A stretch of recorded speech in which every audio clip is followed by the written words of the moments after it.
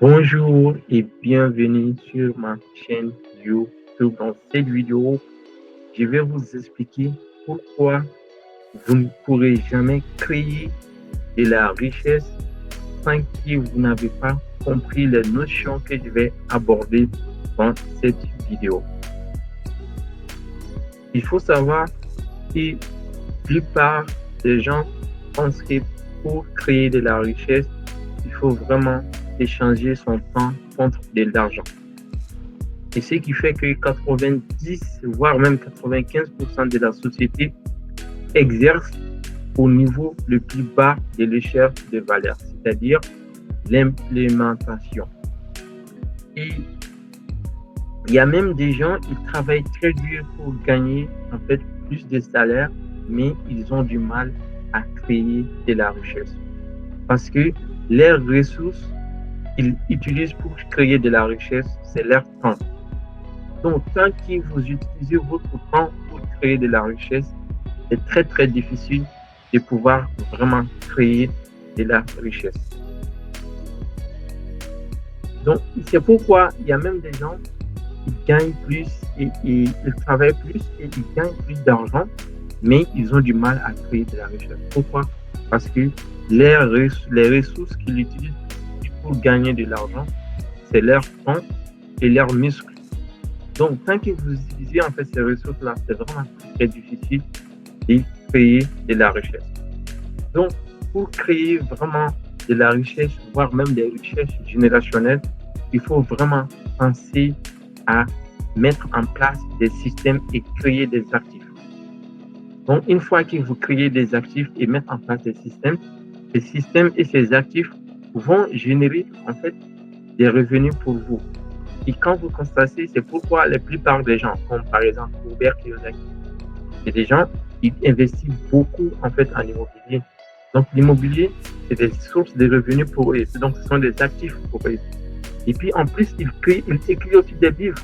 Il faut savoir aussi que les livres, ce sont vraiment des actifs. C'est des systèmes qui les rapportent beaucoup, beaucoup d'argent. Donc ces gens-là, en fait, ils n'utilisent pas leur temps pour générer de l'argent.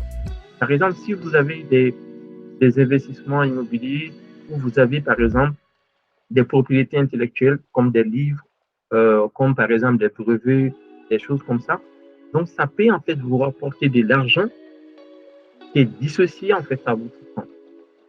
Donc c'est pourquoi vraiment pour gagner et pour créer des vraies richesses, pour créer vraiment des vraies richesses, il faut un système et pas votre temps. Aussi, un autre exemple, par exemple, quelqu'un qui opère en fait, utilise son temps en fait pour générer pour créer de la richesse. Il faut savoir qu'il y a des limites. Par exemple, s'il est malade, il n'a pas peut-être, s'il est malade, il ne travaille pas. Donc, ça veut dire que son système n'est plus opérationnel. Donc, il ne gagne pas de l'argent tant qu'il ne travaille pas. Alors que si tu as un système ou si tu as des actifs, que tu travailles ou pas, tes systèmes et tes actifs vont te rapporter en fait de l'argent. Donc, autre chose, si vous travaillez par exemple dans une entreprise, supposons que vous travaillez en CDI dans une entreprise, vous pouvez par exemple donner votre temps. Vous pouvez par exemple travailler dans cette entreprise pendant 30 ans. Pendant 30 ans, disons. Disons que vous avez travaillé, ça existe. Il y a des gens qui travaillent plus de 20 ans, 30 ans dans une entreprise. Mais il faut savoir que malgré que vous avez donné en fait votre temps, votre énergie pour aider ces entreprises à se développer, le jour où vous allez quitter en fait ces entreprises, vous allez partir avec 0 €. Pourquoi? Parce que on vous a déjà payé. Vous avez déjà été payé. Donc chaque mois, on vous payait. Quoi. Donc le jour aussi où vous allez arrêter, ces jours-là, tout s'arrête. Donc vous n'avez plus en fait de source de revenus. Et même encore pire, malgré que vous avez passé 30 ans de travailler dans cette entreprise, votre enfant ne pourra pas vous remplacer. C'est vraiment dingue, même si vous passez 30 ans de votre vie à travailler pour une entreprise pour l'aider à s'enrichir, le jour où vous allez partir, votre enfant ne pourra pas vous remplacer. déjà, peut-être il n'a pas en fait de compétences nécessaires pour vous remplacer. De dire tout simplement, l'entreprise ne vous appartient pas. Donc, vraiment, même pour l'intérêt de votre famille, pour l'intérêt de vos enfants, il est vraiment judicieux de penser à créer des actifs. Donc, lancer des business, par exemple, on va faire terre à terre. Si vous lancez un business, même si vous donnez 10 ans de votre vie à travailler sur votre business, même si au début c'est compliqué, même si au début en fait c'est pas vraiment rentable tout de suite, mais c'est quelque chose qui vaut toujours en fait c'est quelque chose qui est toujours plus rentable que de travailler en fait de donner tout votre vie pour quelque chose qu'à la fin qui ne vous appartient pas. Par exemple, si vous travaillez 10 ans pour créer votre propre activité ou lancer votre propre business ou créer en fait des systèmes, par exemple créer des bouquins ou lancer par exemple des business, c'est pour vous en fait.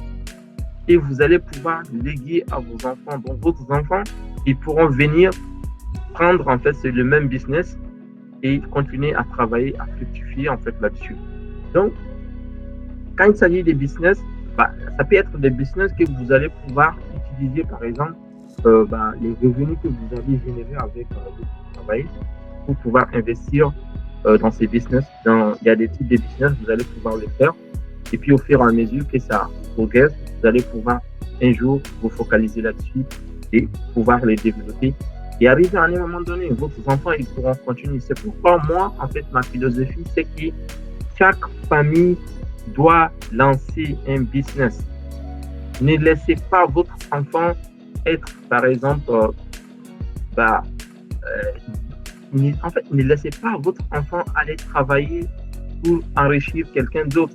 Donc, si vous lancez un business familial aujourd'hui, peut-être votre enfant, ils vont venir, ils vont continuer là-dessus, ils vont fructifier et ça va continuer de génération en génération. C'est comme ça que vous allez vraiment pouvoir créer des richesses générationnelles.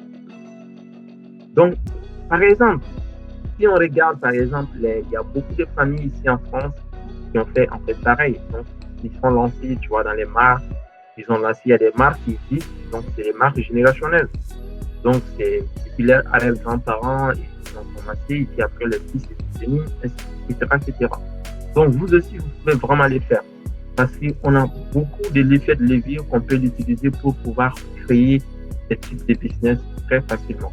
Par exemple, si on regarde le secteur de l'e-commerce, c'est un secteur où, par exemple, avec des budgets vraiment ridicules, 1000 euros, ou voire 1500 ou même moins souvent, vous pouvez commencer vraiment à lancer votre propre activité sur les plateformes comme Amazon. Donc, vous allez vraiment créer des vraies marques que vous allez pouvoir lancer en fait sur ces plateformes et scaler. Donc, ce qui est encore dommage, ce qui est encore très puissant dans ce système-là, c'est qu'arrivé à un moment donné, vous pouvez soit vendre en fait c'est votre business. Vous pouvez vendre en fait ce business-là. Alors que même si vous travaillez 30 ans dans une entreprise, vous ne pourrez jamais vendre en fait votre place si vous partez en retraite. Ils vont dire vous n'êtes pas normal. Imaginez 30 ans de faire quelque chose et qu'au final vous n'avez rien à vendre pour partir. Alors que si vous lancez un business, vous avez le choix. Soit arriver à un moment donné, vous faites l'exit, c'est-à-dire vous allez vendre votre activité. Vous allez vendre votre activité et prendre en fait l'argent et faire ce que vous voulez. Ou sinon, laissez votre activité à vos enfants qui vont continuer à fructifier en fait votre donc ils vont continuer à fructifier votre actif, donc votre marque.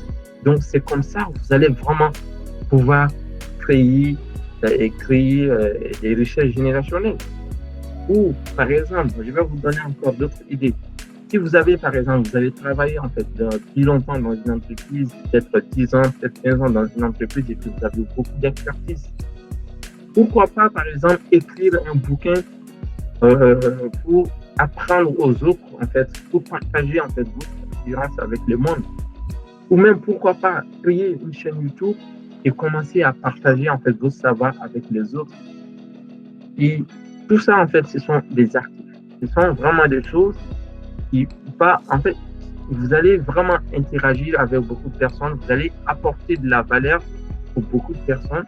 Et puis, en contrepartie, vous allez pouvoir lancer, par exemple, des produits. Parce que pour vraiment créer de la richesse, il faut créer de l'offre, il faut avoir quelque chose à vendre, il faut aider plus de personnes et interagir avec plus de personnes.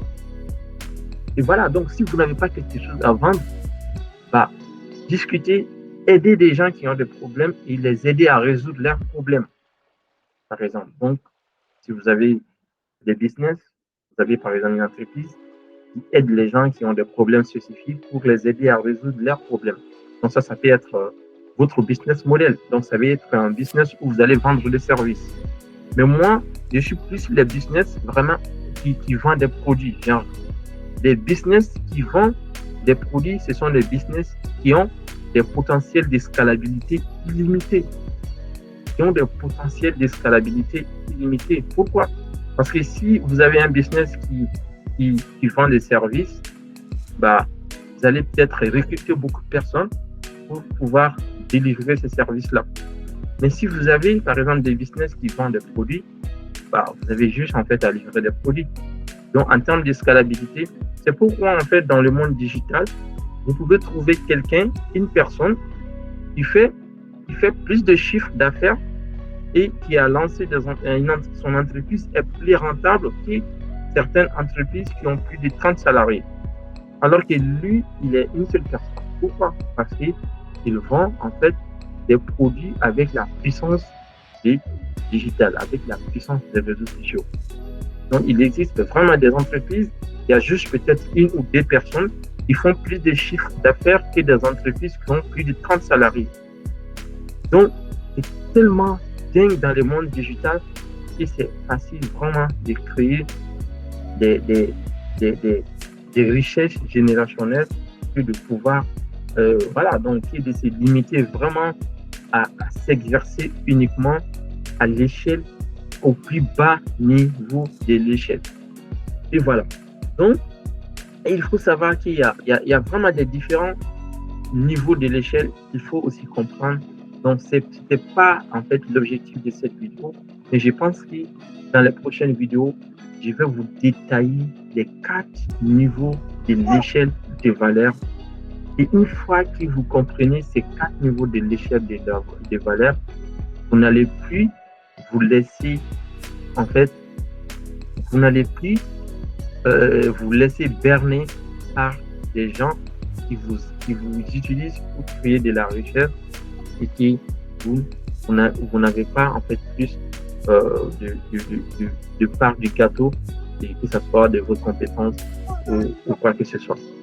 Voilà.